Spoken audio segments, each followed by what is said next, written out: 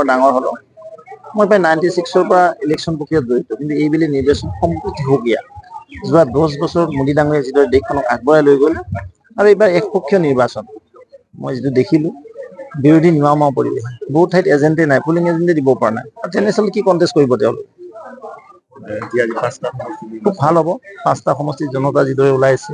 মোৰ এইটো কেন্দ্ৰ হয় 86 কেন্দ্ৰত মই যিটো দেখিলোঁ এতিয়ালৈকে প্ৰায় 170 গৰাকী সন্মানৰ ব্যক্তিয়ে ভোটদান প্ৰক্ৰিয়া কৰিলে আৰু মোৰ চেণ্টাৰটো 2টা আছে একচুৱেলি এইখন 2টা পাৰ্ট ক আৰু খ বাওঁ আৰু বাওঁ শাখাত আমাৰ সুতাৰগুচি গাঁওখন কৰোঁ মাজগাঁৱৰ এটা পাৰ্ট নকুচি বুলি কয় আৰু সেইটো হ'ল মুছলমান সম্প্ৰদায় সংখ্যালঘু ৰাইজ অসমীয়া মুছলমান আমাৰ খিলঞ্জীয়া মুছলমান তেওঁলোকো ওলাইছে একেলগে 2টা লগ লাগি ভোটদান কৰিলোঁ খুব ভাল হ'ব 14খনে পোৱাৰ এক পৰিৱেশ ৰচনা হৈছে অসমত মুখ্যমন্ত্ৰী ডাঙৰীয়াই যিদৰে কাম কাজ কৰি নিলে আৰু মোদী ডাঙৰীয়াই যিদৰে আশীৰ্বাদ কৰিলে উত্তৰ পূৰ্বাঞ্চলবাসী অসমৰ জনতা খুব আনন্দিত ৰাইজ সম্ভাৱনা বাঢ়ি আছে চাওক ভাল ফাইট হ'ব আৰু আমি আশা কৰিছোঁ ভাল এটা ফলাফল তাত আহিব লাগে সংখ্যাগুৰু কি আছে মোদীৰ লগত সকলো আছে জনতাক ক্ষমা কৰিব লাগিব সবকা সাথ সবকা বিকাশ ইয়াত কোনো সংখ্যাগুৰু সংখ্যালঘু নাই আমি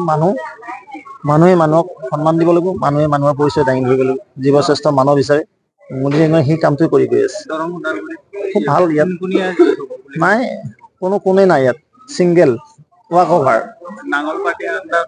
মই ক'লো কি আণ্ডাৰ কাৰেণ্ট অভাৰ কাৰেণ্ট কিছু কাৰেণ্ট নাই এটাই কাৰেণ্ট আছে বিজেপি কাৰেণ্ট ভোটাৰ ৰাইজক কি আহ্বান জনাম সুন্দৰভাৱে শান্তিপূৰ্ণভাৱে এই গণতান্ত্ৰিক কি আমাৰ ভাৰততন্ত্ৰ হ'ল গণতন্ত্ৰৰ সংবিধান আমাৰ যি মৌলিক অধিকাৰ এই মৌলিক অধিকাৰ সাব্যস্ত কৰিব লাগে ভোটদানটো হ'ল নিজা কথা কোনে কাক ভোটদান কৰে যদিও আমি ৰাজনৈতিক নেতা হিচাপে আহ্বান জনাওঁ ভোটদানটো এটা কমপ্লিট সুকীয়া বস্তু নিশ্চয় জনতা ওলাই আহি তেওঁলোকৰ মৌলিক অধিকাৰ সাব্যস্ত কৰিব Join BSc Nursing and GNM at St. Martha Institute of Nursing, Guwahati under SM Group of Institutions.